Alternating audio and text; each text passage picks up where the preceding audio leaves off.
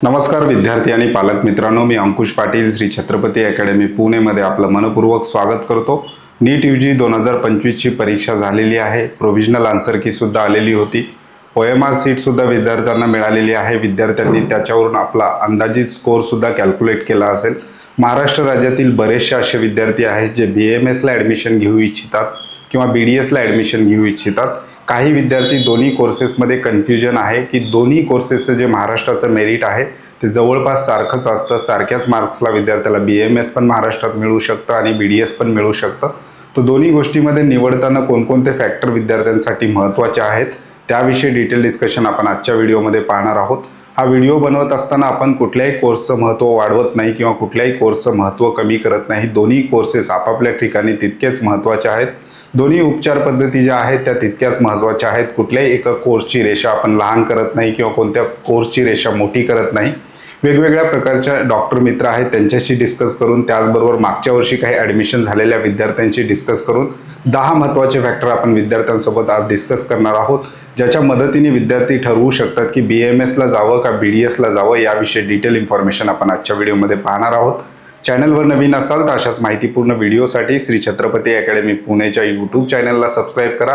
नीट UG 2025 च्या paid counselling सर्व्हिसला सुद्धा मी सुरुवात केलेली आहे। डिस्क्रिप्शन बॉक्समध्ये आमचे कॉन्टॅक्ट नंबर त्याचबरोबर आमचा ॲड्रेस दिलेला आहे। त्या नंबरला कॉल किंवा मेसेज करून तुम्ही आमच्या पेड काउन्सिलिंग सर्व्हिसविषयी अधिक माहिती घेऊ शकता। व्हिडिओला आपण सुरुवात करतोय। व्हिडिओचा टॉपिक आहे BAMS और BDS, म्हणजे दोन्हीमध्ये जर कन्फ्युजन असेल तर आज आपण आजच्या व्हिडिओमध्ये महत्त्वाचे 10 फॅक्टर डिस्कस करणार आहोत। त्याचा विचार करून तुम्ही डिसिजन घेऊ शकता की BAMS करायचं आहे का BDS ला विद्यार्थ्यांनी जायचं आहे। असे 10 फॅक्टर जे आहेत ते आपण वेगवेगळ्या एक्सपर्ट्सशी डिस्कस करून, वेगवेगळ्या न्यूजपेपरमध्ये जे काही आर्टिकल आलेले आहेत ते वाचून आपण आजच्या घडीला कुठलं जास्त विद्यार्थ्यांना योग्य राहील याविषयी आपण ते 10 फॅक्टर डिस्कस करणार आहोत। तत्पूर्वी श्री छत्रपती अकॅडमी पुणेचं हे ऑनलाईन ॲप्लिकेशन आहे। विद्यार्थ्यांनी अंदाजित स्कोर काढला असेल तर त्या स्कोरच्या बेसिसवर विद्यार्थ्यांना यावर्षी कोणतं कॉलेज मिळू शकतं त्याच्यामध्ये BAMS आणि BDS ची सुद्धा लिस्ट आम्ही समाविष्ट केलेली आहे। प्लॅटफॉर्म फीस भरून विद्यार्थी त्या ठिकाणी कॉलेज प्रेडिक्ट करू शकतात। जरी तुम्ही प्लॅटफॉर्म फीस भरली नाही, ॲप जरी डाउनलोड करून ठेवलं तरी महत्त्वाचे अपडेट जे आहेत काउन्सिलिंग संदर्भातले ते तुम्हाला या ॲपमध्ये मिळणार आहे। त्याचबरोबर बुकलेट सुद्धा आपण दिलेले आहेत। कट ऑफचे जे काही राऊंड वाईज कट ऑफ होते मागच्या वर्षीचे ते राऊंड वाईज, प्रत्येक कॉलेज वाईज आणि प्रत्येक कॅटेगरी वाईज कट ऑफचे बुकलेट विद्यार्थ्यांना त्या ठिकाणी फ्रीमध्ये अवेलेबल करून दिलेले आहेत। ऑनलाईन ॲप्लिकेशनची लिंक डिस्क्रिप्शन बॉक्समध्ये दिलेली आहे। अँड्रॉइड मोबाईल वापरत असाल तर अँड्रॉइडची लिंक दिलेली आहे। जर तुम्ही iOS म्हणजेच आयफोन वापरत असाल तर त्याची सुद्धा लिंक डिस्क्रिप्शन बॉक्समध्ये दिलेली आहे। मुख्य विषयाकडे येऊयात। BAMS वर्सेस BDS किंवा याची स्पर्धा किंवा याची तुलना आपण करणार नाही, पण काय महत्त्वाचे फॅक्टर आहेत जे लक्षात घेतले पाहिजेत। मार्क्सचा जर आपण विचार केला, महाराष्ट्र CET सेल, महाराष्ट्र राज्यामध्ये जे काही गव्हर्नमेंट कोट्याचे 85% स्टेट कोट्याचे ॲडमिशन होतात, ज्याच्यामध्ये गव्हर्नमेंट प्लस प्रायव्हेट किंवा सेमी गव्हर्नमेंट कॉलेजेसचा समावेश होतो। याच्यामध्ये मार्क्सचा जर विचार केला तर जवळपास दोन्ही कोर्सेसला विद्यार्थ्यांना इक्वल मार्क्स लागतात, म्हणजेच जवळपास मार्क्सची रेंज या ठिकाणी सारखीच असते। एखाद्या विद्यार्थ्याला त्या मार्क्सला महाराष्ट्रामध्ये BAMS मिळत असेल तर त्या मार्क्सला विद्यार्थ्याला BDS सुद्धा मिळू शकतं। आणि दोन्हीमध्ये कन्फ्युजन असेल तर काय महत्त्वाचे फॅक्टर आहेत ते आपण पाहूयात। कॉलेजेसचा जर आपण विचार केला तर महाराष्ट्र राज्यामध्ये 4 गव्हर्नमेंट BDS कॉलेज आहेत आणि जवळपास 25 private semi government BDS college आहेत। BAMSचा जर आपण विचार केला तर महाराष्ट्र राज्यामध्ये सध्याच्या घडीला 22 गव्हर्नमेंट BAMS कॉलेज आहेत आणि जवळपास 104 प्रायव्हेट सेमी गव्हर्नमेंट कॉलेजेस आहेत। आणि दरवर्षी BAMS चे कॉलेज जे आहेत महाराष्ट्र राज्यामध्ये वाढताना आपल्याला पाहायला मिळतात। मागच्या 3 वर्षामध्ये BDSच्या कॉलेजच्या संख्येमध्ये कुठलीही वाढ झालेली आपल्याला पाहायला मिळत नाही, म्हणजेच विद्यार्थ्यांचा जो ओढा आहे तो BAMS कडे जास्त असताना आपल्याला पाहायला मिळतो आणि त्यामुळे BAMSच्या कॉलेजची जी काही इस्टॅब्लिशमेंट आहे ती मोठ्या प्रमाणावर दरवर्षी 10 ते 12 कॉलेजेस महाराष्ट्र राज्यामध्ये येत असतात। त्याच्यानंतर फीसचा जर आपण विचार केला तर BDSची फीस थोडीशी हाय आहे आणि BAMSची फी स्ट्रक्चर थोडंसं लो असलेलं पाहायला मिळतं। महाराष्ट्र राज्यामध्ये गव्हर्नमेंट किंवा सेमी गव्हर्नमेंट कॉलेजमध्ये एखाद्या कॅटेगरीच्या मुलीचं ॲडमिशन होत असेल, ज्यांच्या पालकांचं उत्पन्न 8 लाखापेक्षा कमी असेल तर त्यांना 100% स्कॉलरशिप दोन्ही बाजूला आहे। परंतु मुलांच्या बाबतीत जर आपण विचार केला तर BDSची फीस थोडीशी हायर साईडला आहे आणि BAMSची जी काही कोर्स फीस आहे ती थोडीशी लो साईडला असलेली आपल्याला पाहायला मिळते। PGचा जर आपण विचार केला तर BDS केल्यानंतरही विद्यार्थ्यांना PG करता येतं आणि BAMS केल्यानंतरही विद्यार्थ्यांना PG पुढे करता येतं। डिपेंडन्सीचा जर आपण विचार केला, म्हणजेच आपला कोर्स कंप्लीट झाल्यानंतर जॉब किंवा कोणकोणत्या गोष्टी आहेत ज्याच्यातून तुमचं अर्थकारण पुढं साध्य होणार आहे, तर BDSची डिपेंडन्सी ही जास्तीत जास्त स्वतःच्या क्लिनिकवर असणार आहे. म्हणजे जर एखाद्या विद्यार्थ्याने BDS केलं तर त्याची डिपेंडन्सी जी आहे किंवा त्यांचं आर्थिक जे साधन आहे ते स्वतःचं क्लिनिक असू शकतं. कारण BDSच्या बाबतीत जॉब ऑपॉर्च्युनिटीज थोड्याशा कमी असलेल्या पाहायला मिळतात. कारण या ठिकाणी multi speciality private BDS hospital Maharashtra राज्यामध्ये खूप कमी आहेत ज्या ठिकाणी विद्यार्थ्यांना जॉब मिळू शकतात. परंतु या ठिकाणी BMSच्या बाबतीत जर आपण बघायला गेलं तर दोन्ही गोष्टी अवेलेबल आहेत. विद्यार्थी वाटलं तर क्लिनिक टाकू शकतो आणि जॉब ऑपॉर्च्युनिटी सुद्धा विद्यार्थ्यांना या ठिकाणी मिळतात. कारण जर MBBSची रिक्वायरमेंट असेल आणि प्रायमरी हेल्थ केअर सर्व्हिस असेल आणि MBBS डॉक्टर अवेलेबल होत नसेल तर BMSचा विद्यार्थी त्या ठिकाणी प्रायमरी हेल्थ केअर सर्व्हिसमध्ये जॉब त्या ठिकाणी करू शकतो आणि वेगवेगळ्या प्रकारच्या मल्टी स्पेशालिटी हॉस्पिटलमध्ये त्यांना जॉबची अवेलेबिलिटी जास्त असलेली पाहायला मिळते. इथे मात्र BDS झाल्यानंतर डिपेंडन्सी जी आहे ती जास्तीत जास्त स्वतःच्या क्लिनिकवर असणार आहे. या ठिकाणी गव्हर्नमेंट जॉबचे सुद्धा ऑप्शन कमी असलेले आपल्याला पाहायला मिळतात. कारण गव्हर्नमेंटचे जे विषय आहेत ते फ्लू आहे, डेंग्यू आहे, चिकनगुनिया आहे, मलेरिया आहे, मध्ये कोविड आलेला होता, अशा प्रकारचे जे गव्हर्नमेंटचे विषय आहेत याच्यामध्ये प्रायमरी का होईना ट्रीटमेंट BMS डॉक्टर करू शकतो. कोविडमध्ये आपल्याला त्याचा अनुभव आलेला होता. BDSचे जे काही हॉस्पिटल होते ते खूप तुरळक चालत होते, परंतु कोविडच्या काळामध्ये BMSचे हॉस्पिटल फुल फ्लेजमध्ये त्या ठिकाणी चालू होतं. त्याच्यामुळे इकडे जॉबची जी अवेलेबिलिटी आहे ती BDSच्या तुलनेमध्ये BMSमध्ये जास्त असलेली आपल्याला पाहायला मिळते. त्याच्यानंतर पुढे जाऊयात.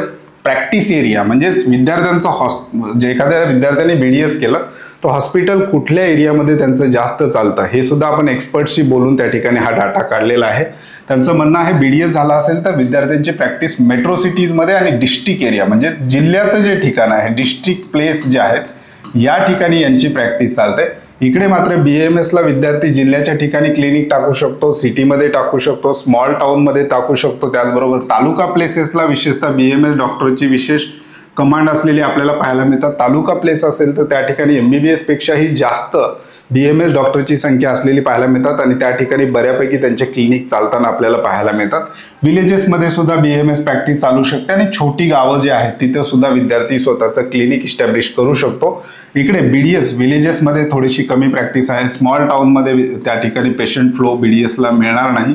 त्याचबरोबर विलेज पातळीवर सुद्धा दातांच्या बाबतीत तेवढे लोक जागृत नसल्यामुळे यांना BDS वाल्यांना तिथे अडचण येऊ शकते. BDSला प्रॅक्टिस एरिया जो आहे तो मेट्रो सिटीज आणि डिस्ट्रिक्ट प्लेस एवढाच या ठिकाणी येतो आणि BMSच्या बाबतीत मात्र तालुका प्लेसेस, स्मॉल टाउन आणि अगदी विलेजेस लेवलला सुद्धा क्लिनिक चालू शकतं, त्या ठिकाणी टाकू शकतात.